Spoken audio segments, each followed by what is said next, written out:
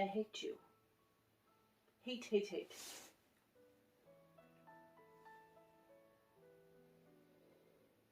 Oh, hi friends. Welcome to my Not a Sewing video.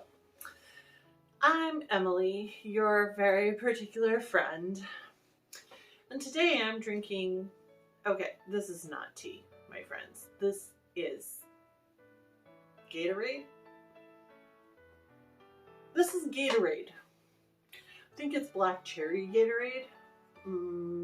Some kind of cherry Gatorade. Maybe cherry frost. Or white cherry Gatorade.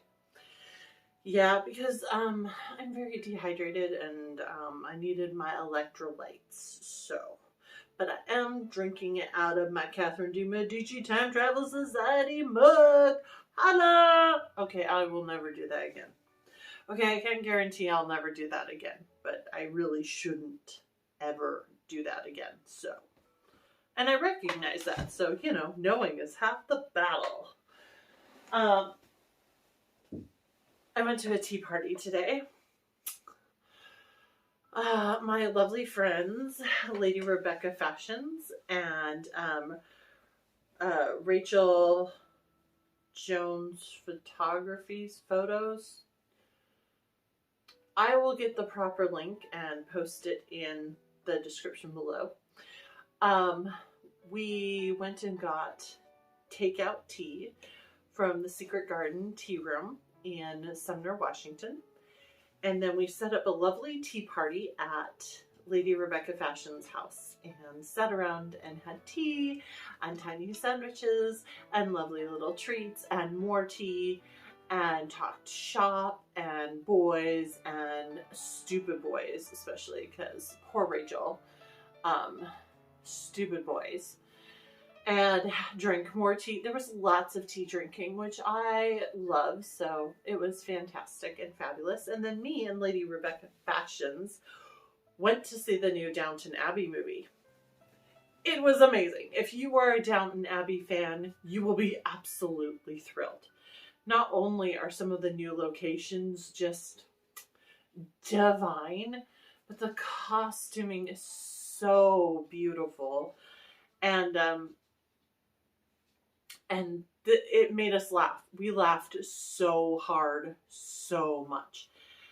They wrap up a lot of kind of little bits and pieces of storylines. So I'm wondering if this might be the last movie. George, do you want to say hi? George wants to say hi. Is that okay? Oh. This is not working. That's my dress. Okay, come on. Hi. We interrupt this movie review for a George. Georgie, say hi. Can you say hi? Can you say hi? Say hi up there.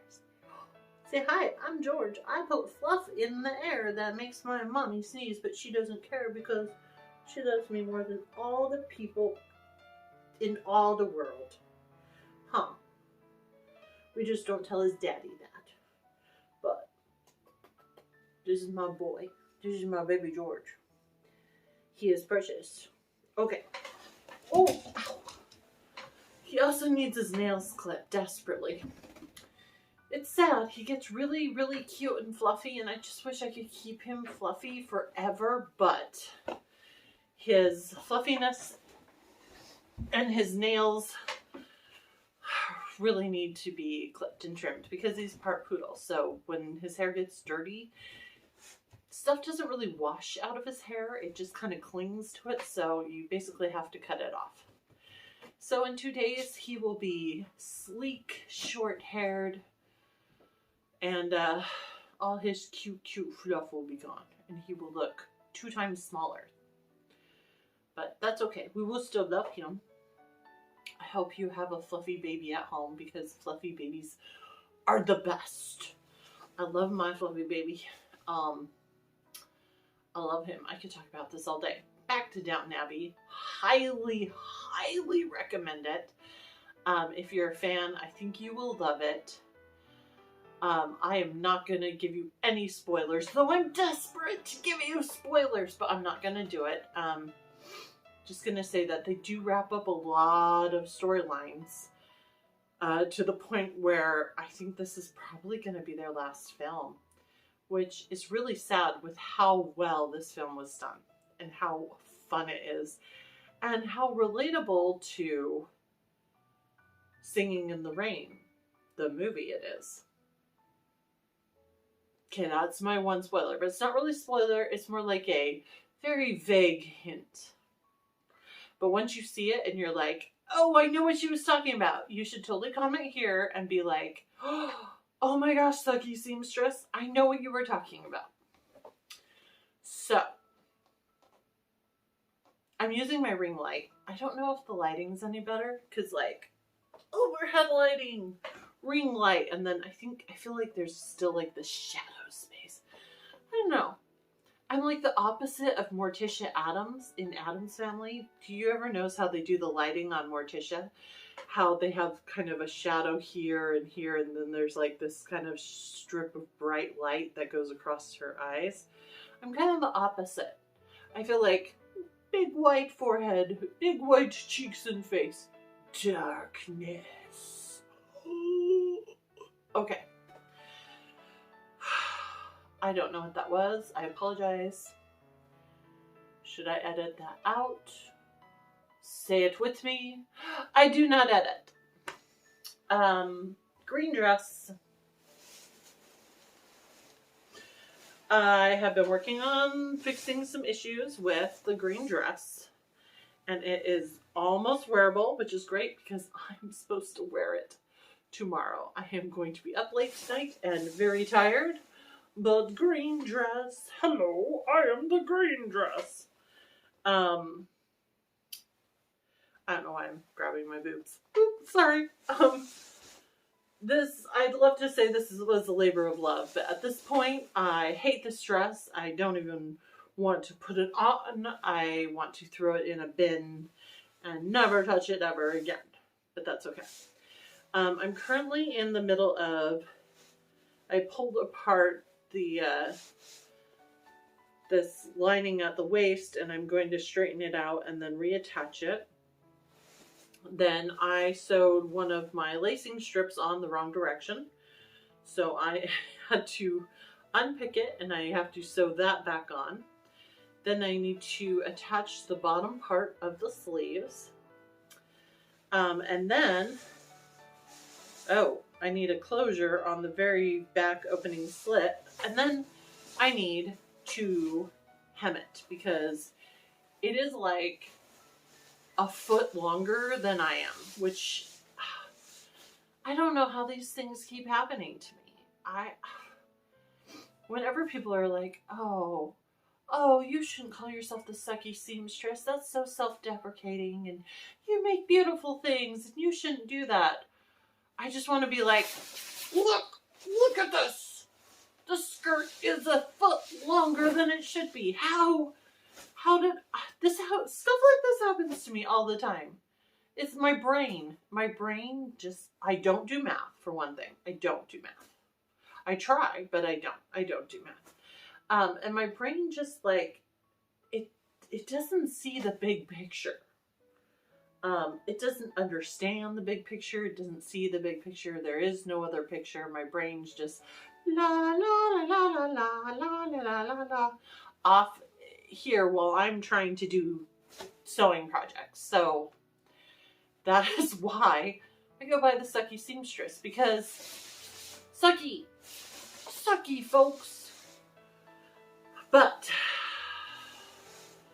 with a lack of sleep tonight and a little bit of sewing and a lot of prayers and figuring out if these stay stitches for the ruching are supposed to be left in or not. It's weird. I have found some evidence of yes and some evidence of no. Some people who have left them in and some people who haven't. I'm stumped. I do think though that if I want to leave them in, I should probably not use white thread because it's very, very easy to see. I do have some green thread that I found in my sewing room, which is amazing. So I'd need to like go through it, and I don't want to. White thread looks just fine, right? Because I don't want to do the thing to make it look like a legit thing. Okay, okay. So green dress, currently working on that. And yes, it's Friday night. It is. It's Friday night. Earlier today, driving to get tea, Lady Rebecca's Fashions was talking about one of her YouTube videos that she's, releasing or just recently released. And I was like, or no, that wasn't it. Was it that she needed to work on one today? Or I don't know, something about making videos. And I was like, wait a minute. Is today Friday? Sorry. I promise you're important in my life. I promise. So tomorrow, there is a fort in Tacoma that is doing a Queen Victoria's birthday event. Apparently, the actual fort stopped all of its fort business in 1847 to celebrate Queen Victoria's birthday. Because the fort is right on the water and it's a trading fort and whatnot, they were still very involved with, the England and the Queen, and I don't know. They're celebrating, and I'm going to be there, and I want to wear the green dress. The end. Okay.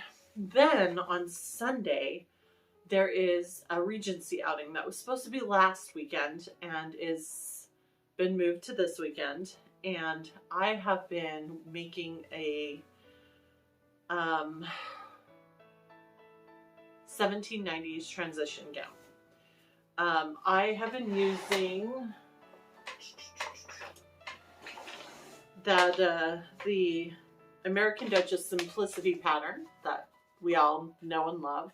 This is actually my first time using the pattern. I have a couple of other patterns that I have used kind of religiously over the years, and so this new pattern has thrown me for a loop a little bit. I've never made a Regency dress that closes in the front, so that is a whole new wrap my head around type of thing for me.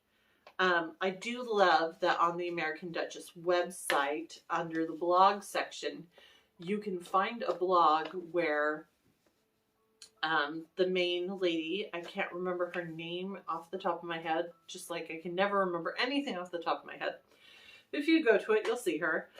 She talks about her experience with this pattern and some of the tweaks and changes she made to, one, make it a little more historically accurate, and two, make it a little more comfortable and fitted for her, and how you can use those same changes to kind of make it a little more comfortable and fitted for you, which I really appreciated because I needed basically almost all of those suggestions. So the dress is almost-ish done, sort of, and I'm hoping, fingers crossed, that I get to wear it on Sunday. I have had the orange fabric for this dress for years, and I know I can hear you saying it. Emily, you told us that yellow and orange are two colors you can't wear and that you think look awful on you. It's true. It's true. I think they do look awful on me, and I don't think I can or should wear them. But and I can't tell you where I got this fabric because I don't remember. I've actually been trying to figure out where I got it from. It is a cotton wool, very, very lightweight, very translucent-ish. And it's orange, and I have no idea if this is going to show up on camera, but it has like a sunflower golden yellow weave in it, and then it has like a fuchsia pink weave in it. So as this orange fabric moves, I think you can kind of see like the golden yellow and the fuchsia that kind of are shown, and the orange is coming out a much brighter orange on my camera than it is in person. It's more of a true orange, like an orange is orange in person. Anyway, and for some reason, ever since when I saw this fabric for sale, I thought to myself, you know, I want to make a Regency dress out of that. I think my original plan was to make one of those chemise. I think they're called chemise à la reine gowns from the mid to late 17th or 18th century, 1700s. And then I changed it and decided I would make a Regency dress out of it. And so now I've changed it again, and I'm making something between the two, basically. It's pre-Regency era. It's considered Georgian era. But it's a transition gown. Now, it's often considered, or it's often called a round gown. But it is technically a transition gown because it's the 17th century chemise dresses. They lose their waistline and end up as an empire waist, and the sleeves narrow, and it gets this full skirt that sweeps down, and it starts to take on the silhouette, more of the silhouette that we're familiar of from the Regency era. Anyway, something fun that I just recently decided to do with this fabric, because what is this? This will work. I mean, it looks lovely lined in white, but I didn't really want to make the fabric lighter. I wanted to bring out the pink tones in it. So I bought some very, very shiny pink, I think it's faux taffeta, to put the orange fabric over, which I don't know if you can see that, just brings out those fuchsia tones in the orange fabric, which I'm thrilled about. If this dress turns out the way it looks in my head, it will look great. And I just got this pair of earrings from Lady Detail on Etsy, and she is just divine. I love her stuff. I will put a link in the description, and they will match this fabric perfectly. We weren't sure if they were going to come in time, and she had her fingers crossed with me, and they showed up today, and I was like, yes. So it would just be an amazing outfit if I can pull it off. Now, I have a history of not being able to pull things off in time for events. And I do have some other Regency outfits that I can wear, and that's fine. But I really want to pull it off this time. I really want to wear this dress, so I hope that happens. We'll see. I have to work on the green dress tonight, but after the event at the fort tomorrow, hopefully I'll be able to get the rest of what I need to done on the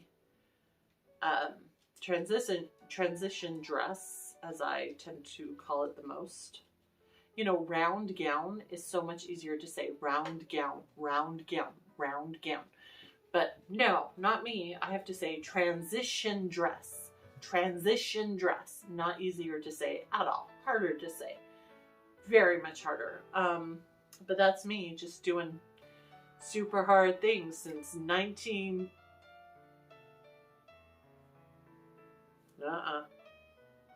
Nope. Not sharing that. No. So I think that's about all I have for you currently. I am still working on a natural form bustle day dress. It has kind of been put off to the side for these projects that had events coming up for them. And it will probably be picked up as soon as these events are done. I'm also still planning on fixing the hem on my 2-hour skirt. And then I want to make a matching vest and possibly a matching jacket to go with it. I also found some more fabric in my stash that I think would make some really great walking outfits. And I really enjoy long skirts. I tend to wear kind of 50s, 1950s retro wear, touch of Victoriana, touch of modern, touch of fantasy sometimes to my everyday wear. Just it's kind of a mishmash. But the overall feeling is kind of a retro-y feeling. And as much as I love those skirts, I don't love my legs. I am tall. I am 5'9". You wouldn't guess it because I moved to Washington where all the tall women live. Until I moved here, I was always the tall one out of all of my friends. And that was just it. I'm the tall one. And here, my friends like are either my height or way taller than me. And it just, every time I'm around them, I was at Victorian Festival and I was in a huddle of like 3 women, or there were 4 of us, and I was the shortest one. And I was like, this is the weirdest experience. Granted, they were also wearing like heeled Victorian boots, and I was wearing brown tennis shoes that where if the toe picks out, you might think they're Victorian. I have really bad feet. I have to wear good shoes if I'm going to be walking a lot. I'll wear my cute Victorian boots if I'm walking like from where I'm parking to go somewhere and sit down. But if I have to walk around all day, I cannot wear them. Bad feet. Anyway. What was I talking about? Oh, I don't have long legs. Even at 5'9", I do not have long legs. I have a long torso. It's hard to tell though because my torso is also horizontally tall. But I actually have a long torso but not long legs. And I've never really liked my legs. I've never thought they were much to look at. Even in my younger, skinnier days, they were always very round. I don't know. You know, not sleek and slim, but like chubby looking. And so I'm not a big fan of them. And I love the feeling of skirts swishing across the top of my feet as I walk. So today, I'm wearing, I just realized you're never going to see it, but I'm wearing this long kind of maxi dress, which is a little bit outside of what I usually wear, but I love it because it has this big twirly skirt with this ruffle at the bottom that just brushes across my feet. And underneath, I'm actually wearing a modern petticoat to kind of give it some foof, because I am a huge fan of petticoats, even for modern clothes. I mean, modern dresses, do it. Give your dress some swoosh, girl. So I've decided I love the idea of kind of bringing in Victorian walking outfits into my everyday wear. And what I think I'm going to do, I mean, I'm going to make some that are going to be perfect for historical events. But I also want to take some modern or fun fabrics, very lightweight fabrics for summer and whatnot, and make some for everyday wear that will look just really cute with a little blouse or, you know, whatever I decide to wear with it. Because I love long skirts. I love them. I think they're attractive. I love how swishy they are. I love to twirl.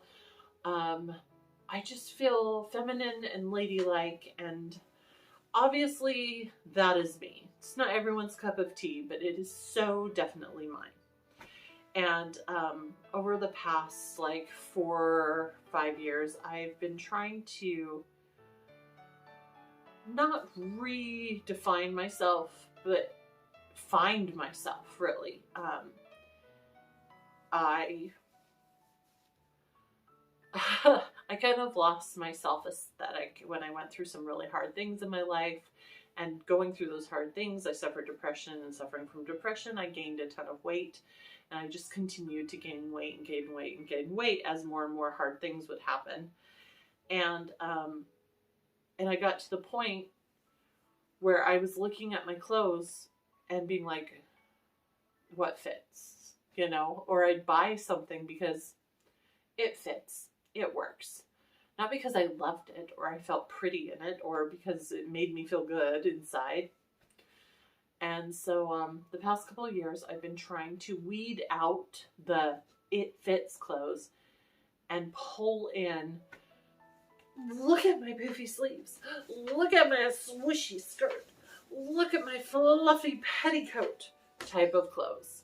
Clothes where all day long when I wear them, I feel like I have a little secret inside just for me because I'm just so happy in them. It's so hard as women especially to be happy in our own skin. And if you're struggling with being happy in your own skin, you might as well be happy with what's on the outside of your skin while you're learning to love what's inside of it. That's my 2 cents. I think I'm done for the night. I love you all. I love hearing from you all. I love your comments. I'm sorry if I don't respond a whole lot. Did I mention before that I am an adult student in their last semester of college, and this one is a brutal killer with super evil homework? If I didn't, that is what is going on, and it is killing me. So, go see Downton Abbey, the new movie. Get Bernadette Banner's new book, Make, Sew, and Mend. It is super useful and you will love it. And send me good thoughts for green dress and orange dress, but really green dress. Send me good thoughts. I'm gonna need them, folks.